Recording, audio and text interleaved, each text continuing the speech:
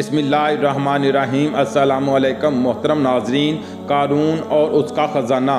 قارون حضرت موسیٰ علیہ السلام کے چچا یسہر کا بیٹا تھا۔ بہت ہی شکیل اور خوبصورت آدمی تھا، اسی لیے لوگ اس کو حسن و جمال سے متاثر ہو کر اس کو منور کہا کرتے تھے۔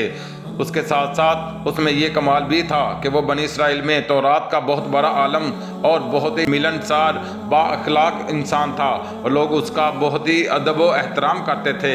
لیکن بے شمار دولت اس کے ہاتھ میں آتے ہی اس کے حالات میں ایک دم تغیر پیدا ہو گیا، اور سامری کی طرح منافق ہو کر حضرت موسیٰ علیہ السلام کا بہت بڑا دشمن ہو گیا، اور اعلیٰ درجے کا متکبر اور مغرور ہو گیا۔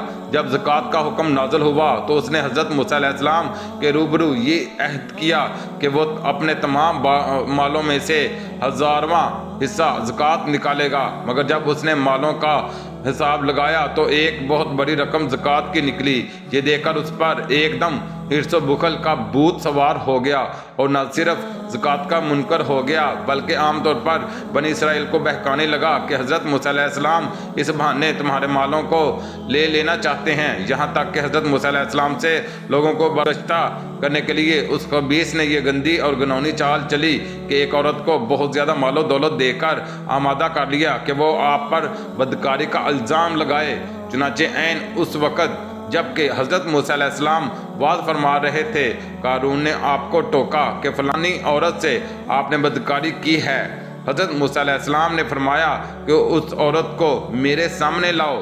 چنانچہ وہ عورت بلائی گئی تو حضرت موسیٰ علیہ السلام نے فرمایا کہ اے عورت، اس اللہ کی قسم جس نے بنی اسرائیل کے لیے دریا کو پھاڑ دیا اور عافیت و سلامتی کے ساتھ دریا کے پار کرا کر فرعون سے نجات دلی، سچ سچ کہہ دے کہ واقعہ کیا ہے۔ حضرت موسیٰ علیہ السلام کے جلال سے عورت سہم کر کانپنے لگی، اور اس نے مجمع عام میں صاف صاف کہہ دیا کہ اے اللہ عز و جل کے نبی، مجھ کو قارون نے کثیر دولت دے کر آپ پر بہتان لگانے کے لیے آمادہ کیا ہے۔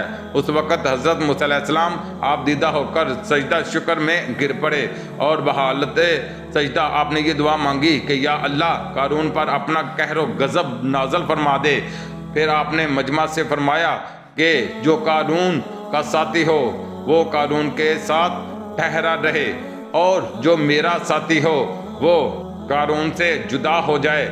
چنانچہ 2 خبیثوں کے سوا تمام بنی اسرائیل قارون سے الگ ہو گئے۔ پھر حضرت موسیٰ علیہ السلام نے زمین کو حکم دیا کہ اے زمین، تو اب اس کو پکڑ لے، تو قارون ایک دم گھٹنوں تک زمین میں دنس گیا۔ پھر آپ نے دوبارہ زمین سے یہی فرمایا تو وہ کمر تک زمین میں دنس گیا۔ یہ دیکھ کر قارون رونے اور بلبلانے لگا اور قرابت و رشتہ داری کا واسطہ دینے لگا، مگر آپ نے کوئی التفات نہ فرمایا، یہاں تک کہ وہ بالکل زمین میں دنس گیا۔ 2 منحوس آدمی جو قارون کے ساتھی ہوئے تھے لوگوں سے کہنے لگے کہ حضرت موسیٰ علیہ السلام نے قارون کو اس لیے دنسا دیا ہے تاکہ قارون کے مکان اور اس کے خزانوں پر خود قبضہ کر لیں۔ تو آپ نے اللہ تعالیٰ سے دعا مانگی کہ قارون کا مکان اور خزانہ بھی زمین میں دنس جائے۔ چنانچہ قارون کا مکان جو سونے کا تھا اور اس کا سارا خزانہ سبھی زمین میں دنس گیا۔ واللہ عالم۔